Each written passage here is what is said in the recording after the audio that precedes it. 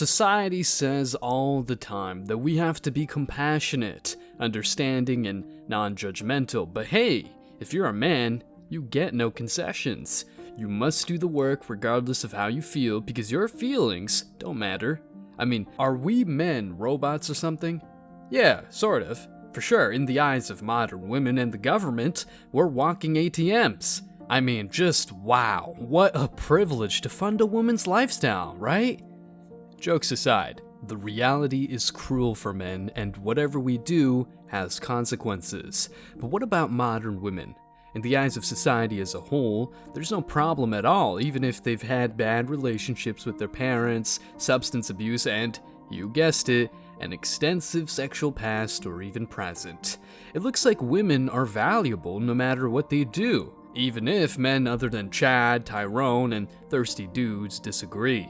Check this out. So I think that's fair to say that the reason guys don't ask because it makes you look crazy, and a lot of women don't like that. That's true. But they're going to go ahead and try to ascertain on their own what your body count is based on your behavior, the way that you act, your past, etc. They're going to go ahead and do their homework and figure out where you stand. Whether they overtly ask you or not, they're going to do their own independent investigation and figure out, okay, I want to commit to this girl, make her my girl. Let me make sure that she's not a fucking slut. Let me do the whole facts. Men absolutely have a stake in a woman's past. That's just the way it is. You would think this is common sense. Shocking how many people are clueless about this, but you, as a MGTOW, are not. Trust me, hard pill to swallow, but better equipped with bitter truths than sweet lies. In today's video, we're delving into the delusion of modern women who think that their past doesn't matter. Stick around because I'm sure you're going to love this one. But before we go any further, let me share the comment of the day. Shout out to Diogenes Dworkinson. He said, "Giving up? Laughing my ass off? No, we aren't giving up. We're learning better and moving on. You don't keep touching a hot stove." Well said. Fool me once, shame on you. Fool me twice, shame on me. Please don't forget to reach out to us by email to claim your $5 for that comment of the day.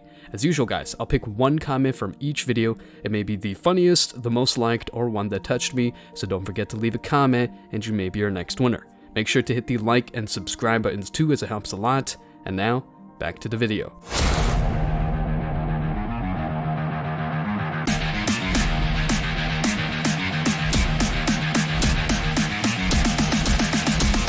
Embrace your masculinity.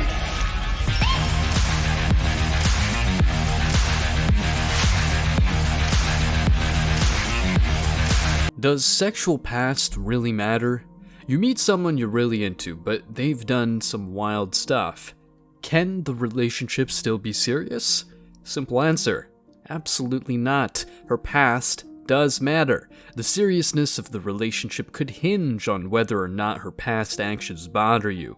Imagine your girlfriend has been with more than 15 partners before you, and you're new to this, probably a virgin or a guy with little sexual experience who tried to make his past relationships work. On top of that, she's had a threesome involving 2 guys. Now, all this comes into play, assuming you know about it, because you might think that with her experience, you won't measure up in bed compared to her previous partners. Given your lack of experience, you might not be great, which is something we've all faced at some point. That's why the answer to the first question is yes. Also, having all this knowledge might make you feel unsure or even disgusted. You might even get fixated on these thoughts. As a result, it could really hinder the relationship from becoming serious. In traditional circles, or any groups with common sense for that matter, a woman's past is a significant factor when considering a serious relationship. Let's delve into this with a direct perspective. Imagine finding out that your potential partner has a double-digit body count and has even taken part in parties, drinking and smoking, and all the vices that many women indulge in to look more mature. Like, really? Do they still think that smoking blunts will make them attractive in the long run? Do they think that their tits and booty will be firm without hitting the gym? Modern women's delusion, I guess. The concern here is quite understandable and rooted in biology. More on that in a second. The fear that her past experiences will affect the dynamic of your relationship, especially if you value the idea of being with a partner who shares your beliefs or sexual exclusivity, submission, and even tradition or religion, if that's something you're into. In a society that places importance on sexual impurity and getting ran through before marriage, discovering that your potential partner has a history of sexual partners has been normalized. Sad, but really true. The good old days of modesty, chastity, and all that good stuff are gone in the Western world. Given your stance as a man with brains who doesn't let his dick rule him, the thought that she might have more extensive experience than you could be disheartening. The concern that her prior encounters might influence your intimate moments together might be hard to ignore. This isn't about insecurity, as many modern women say. It's about acknowledging the emotional impact this knowledge might have on you. It's not uncommon for such revelations to spark feelings of insecurity, jealousy, and even inferiority. This isn't an attack on her or an attempt to judge her actions. At the end of the day, everyone is free to do whatever they want, right? So you're free to pick and choose women to your liking, thus rejecting women with 3 or 4 traits or body counts larger than the current inflation rate. Even though feminism, the media, the entertainment industry, and other sectors of society might try to give moral lessons on tolerance and acceptance, your reactions and preferences are valid and rooted in the values you hold dear. The truth is quite simple. If they don't give an F about your preferences as a man because they're quote-unquote toxic, their lessons, or rather whims, are simply irrelevant because you love your program. If a woman wants to hop onto your flow and be an asset, cool, but if she's rather into hopping on the dicks of multiple men, she can get out of your life. Sure, 304s and chads can have fun with each other, but you ain't playing that game. I wouldn't like to get an STD or cheated on either, honestly. When a woman posts a picture of a bikini and then sees her DMs covered with men, then the next time her boyfriend's not on his best behavior, she can use that as a weapon. She can automatically post a picture, get a replacement, and go for dinner that night with somebody new. Now tell me we're not creating narcissistic women if this is the setup that social media is providing women. In such a scenario, the notion of comparing yourself to her past partners becomes unavoidable. What's more, the mere thought of her going back to her exes or resorting to a dude she's got on her waiting list is not cool. This isn't just about physical performance, as you can see. It's about the emotional burden of knowing that she's shared intimate moments with others in ways that don't align with your traditional viewpoint. If she's had a lot of one-night stands, drank gallons of alcohol, smoked tons of weed, and hooked up with NBA players, she's far from being a wifey. Your feelings, or rather, well-informed views, as a man are valid and they reflect the values you uphold. I applaud you for that, by the way, and better having strong moral stances than trying to be someone you're not to get some punani. While there might be exceptions and differing opinions in the wider world, mostly because women deny their nature and men don't want to be called misogynists, your stance is fantastic. In reality, most men are all about finding a partner who aligns with their beliefs and brings a sense of shared value to the relationship. But these modern women are so indoctrinated by social media and bad wives like Cardi B and Kim Kardashian that they refuse to do the simple things that men consider valuable in a partner, such as, well, having a bit of sexual discipline. So does a woman's past matter? Okay, well, let's say a woman had a lot of sexual partners. Does that indicate any sort of, I don't know, does that have any impact on her pair bonding ability? Yes. Well, we know that it does. Okay, so if you marry a hoe, because let's just go right to the core here. That's the question. Right, of this that topic. is the question, yeah. So if you do that, are your chances of divorce higher? Well, she's got lower pair bonding. She's got lower impulse control. She's not a strategic thinker because she knows impulsively and intuitively that she's reducing her value.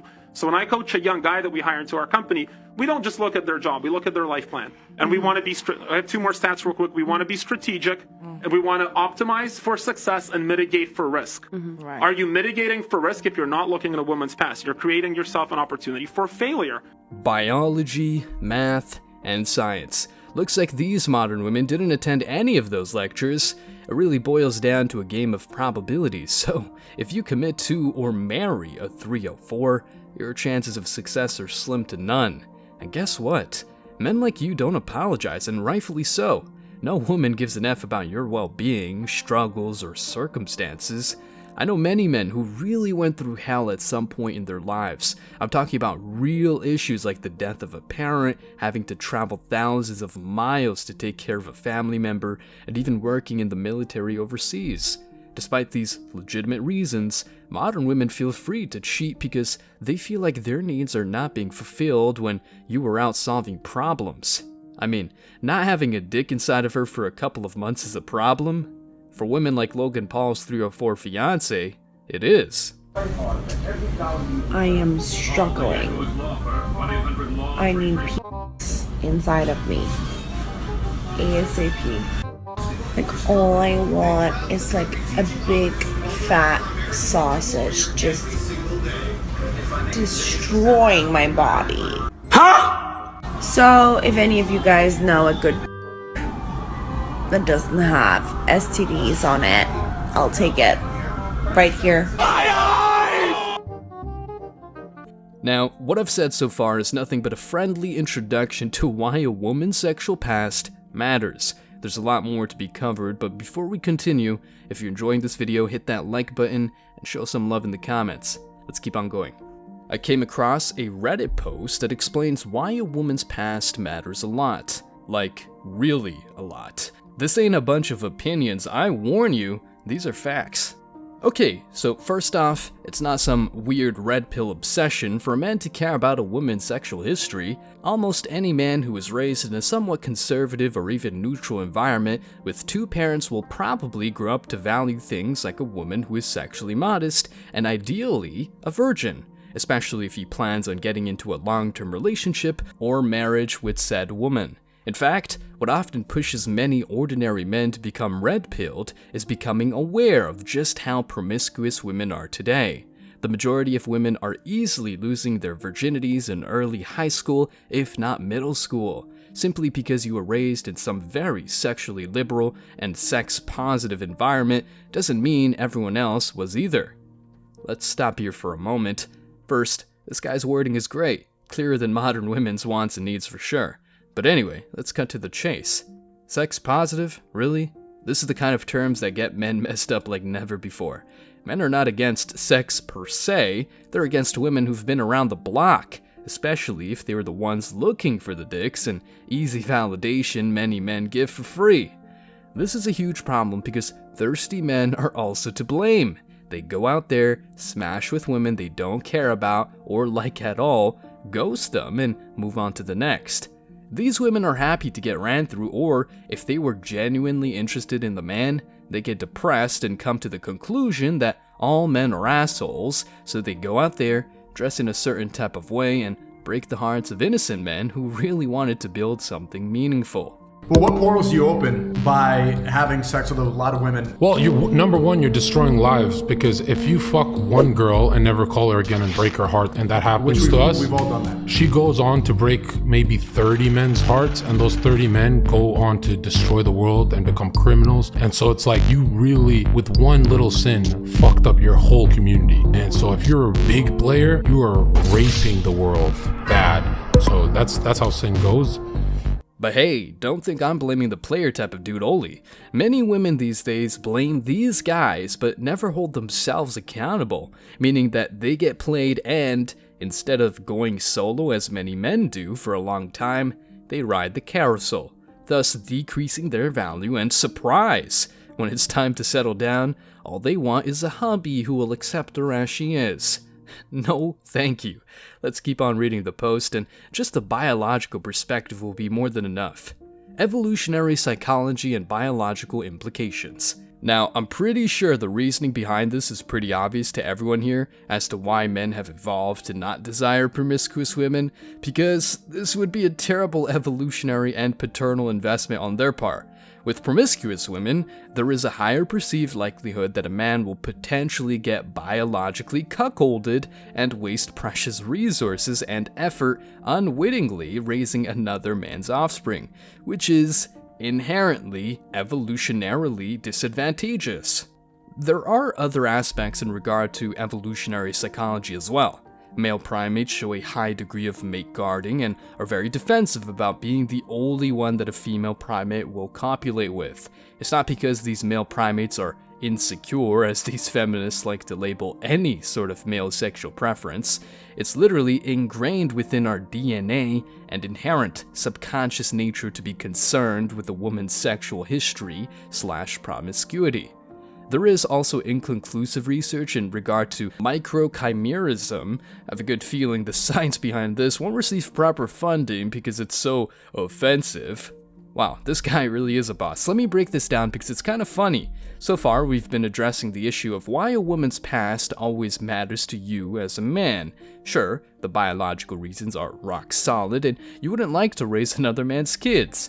However, there's a deeper social element to this matter of female promiscuity.